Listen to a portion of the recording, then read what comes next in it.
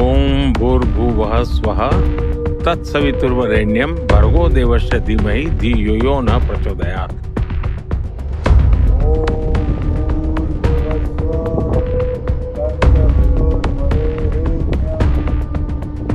ఓం భూర్భువః స్వః తత్సవితుర్వరేణ్యం. మొత్తం 24 బీజాక్షరాలతో కూడిన గాయత్రి మంత్రాన్ని అమెరికా నుండి నెదర్లాండ్స్ వరకు, ప్రైమ్ మినిస్టర్ నరేంద్ర మోడీ నుండి బాలీవుడ్ యాక్టర్ అక్షయ్ కుమార్ వరకు అందరూ గాయత్రి మంత్రాన్ని జపిస్తున్న వాళ్లే.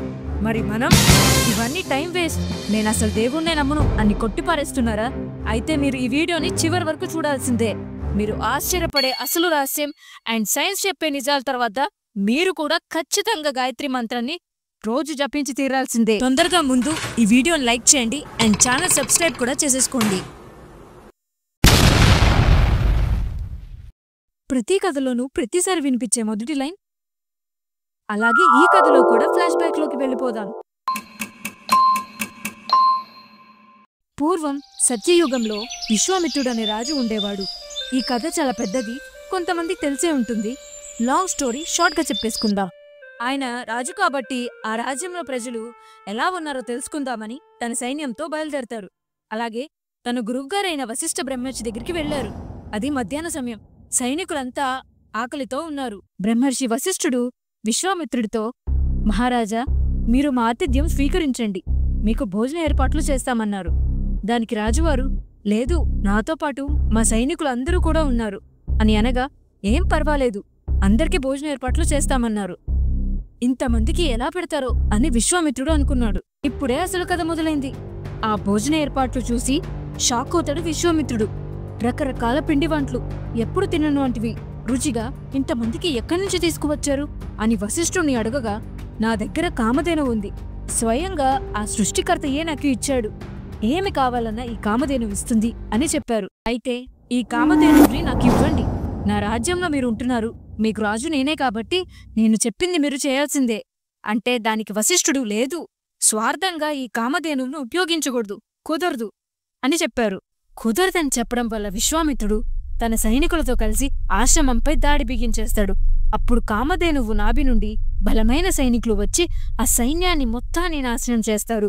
దీనితో బాగా ఆగ్రహం వచ్చి ఎలాగైనా వశిష్ఠుడి కంటే శక్తిమంతుణ్ణి అవ్వాలని తన రాజ్యాన్ని, భార్యని, పిల్లల్ని వదిలేసి తపస్సు చేసుకోవడానికి హిమాలయాలకి వెళ్తాడు. 2000 years later.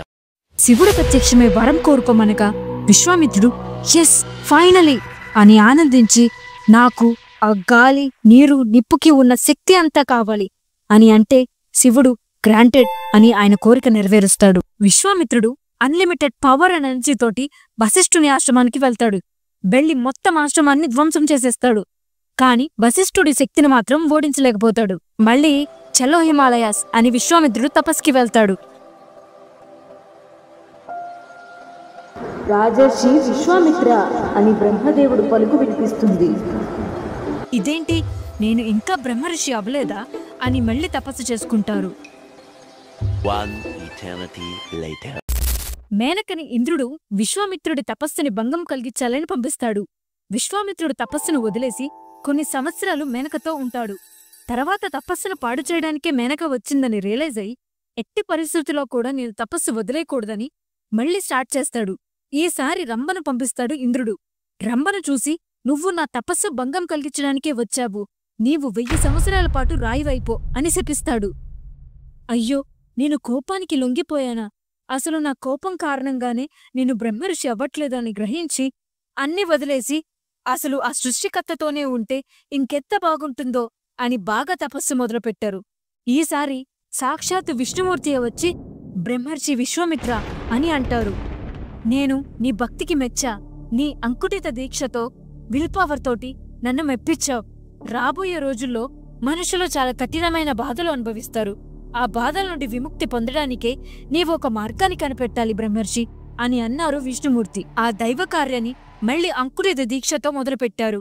బ్రహ్మర్షి వాళ్ళకి టైమ్ అండ్ స్పేస్ తో సంబంధం ఉండదు కాబట్టి ఆస్ట్రల్ ట్రావెల్ చేసి మనుషుల బాధలు చూసి ఆ బాధను ఆయన అనుభవించారు.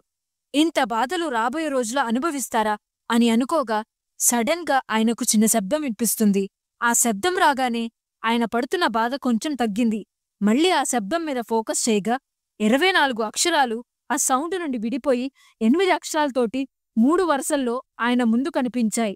ఆ 24 బీజాక్షరాలను గట్టిగా పలుకుతూ ఉండగా బ్రహ్మర్షి విశ్వామిత్ర చాలా ప్రశాంతంగా ఫీలవుతారు.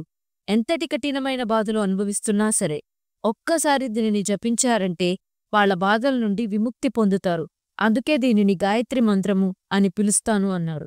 ఆయన ఎదురుంగా వశిష్ఠ బ్రహ్మర్షి విశ్వామిత్రుని దగ్గరకు వచ్చి, నీ కోపాన్ని దేవుడు ఉపయోగించి మానవజాతికి శ్రేయస్సు కలిగించేలా చేశాడు. నీవు ఎంతో గొప్ప పని చేశావు. ఇది చాలా శక్తివంతమైనది. ఈ మంత్రాన్ని ఎవరైనా సరే జపించారంటే వాళ్లకి జ్ఞానోదయం అవుతుంది అని తెలిపారు. గాయత్రి మంత్రాన్ని సింపుల్గా చెప్పాలంటే, నాకు జ్ఞానోదయం కలిగించు గాయత్రీదేవి, గైడ్ మీ, మంచి బుద్ధిని ప్రసాదించు, నాకు మంచి ఆలోచనలివ్వు అని ధ్యానించరు. మన రుచులు కేవలం ఆధ్యాత్మికంగానే కాకుండా అటు ఫిజికల్గా ఇటు మెంటల్గా హెల్ప్ అయ్యేలా ఏదైనా మనకి చేయమని చెప్పేవారు. దీన్నే సైన్స్ కూడా ప్రూవ్ చేసింది. American scientist doctor Howard Steingill Gayatri మంత్రాన్ని చాంట్ చేస్తున్నప్పుడు ప్రతి సెకండ్కు 1,10,000 సౌండ్ వేవ్స్ రిలీజ్ అవుతున్నాయని, మరి వేరే ఏ పదానికే గాని మంత్రానికి గాని ఇలా అవ్వలేదని కనుగొన్నారు. అలాగే ఎయిమ్స్ హాస్పిటల్కు చెందిన doctor Ramajayasundar and doctor K Rajasekhar garu Gayatri మంత్రం మీద ఒక రీసెర్చ్ కండక్ట్ చేశారు. ఒక 25 పార్టిసిపెంట్స్కు ప్రోటాన్ ఎంఆర్ఎస్ ఎగ్జామినేషన్స్ చేశారు. వీళ్ల చేత రోజూ ఈ మంత్రాన్ని ప్రాక్టీస్ చేపించేవాళ్లు. ఆ స్టడీలో బ్రెయిన్లో చాలా మార్పులు గమనించారు. పర్టికులర్గా ప్రీఫ్రంటల్ కార్టెక్స్లో బ్రెయిన్ వేవ్స్ చాలా యాక్టివ్గా పనిచేశాయని, దీనివల్ల decision making skills and focus బాగా ఇంప్రూవ్ అయిందని వాళ్ళు గమనించారు. అలాగే ఇంకో 45 మెంబర్స్ని ఒక్కో గ్రూప్కి 15 మెంబర్స్గా 3 బ్యాచెస్గా డివైడ్ చేసి ఒక గ్రూప్కి గాయత్రి మంత్ర చాంటింగ్, ఇంకో గ్రూప్కి normal meditation and third group నార్మల్గా మనలాగా ఏం చేయకుండా ఉన్నారు. 4 వీక్స్ పాటు రోజు వాళ్ళు ప్రాక్టీస్ అయ్యి ఆఫ్టర్ 4 వీక్స్ వాళ్ళ రిజల్ట్స్ అబ్జర్వ్ చేస్తే ఈ గాయత్రి మంత్ర చాటింగ్ గ్రూప్ ఏదైతే ఉందో వాళ్ళలో ఫోకస్, మెమరీ పవర్ బాగా పెరిగాయంట. ఈ మంత్ర ప్రొడ్యూస్ చేసే వైబ్రేషన్స్ వల్ల వేగస్ నర్వ్ స్టిమ్యులేట్ అయ్యి రిలాక్స్ అవుతుంది. ఈ పార్టిసిపెంట్స్కి సిగ్నిఫికెంట్గా anxiety and stress hormone levels బాగా డ్రాప్ అవడం జరిగిందంట. ఈఏజీ స్టడీలో గాయత్రి మంత్రం వినక ముందు తర్వాత గామా అండ్ బీటా వేవ్స్ సిగ్నిఫికెంట్గా ఇంక్రీజ్ అయింది. అంతేకాకుండా ఈ కంట్రోల్ బ్రీతింగ్ వల్ల లంగ్ కెపాసిటీని బాగా ఎక్స్పాండ్ చేస్తుంది. ఇలా సైన్స్ కూడా మన గాయత్రి మంత్రాన్ని ప్రూవ్ చేసింది. ఇంకా మీరు ఇలాంటి టాపిక్స్ ఏదైనా తెలుసుకోవాలనుకుంటే తప్పకుండా కింద కామెంట్స్లో షేర్ చేయండి. జై శ్రీరామ్.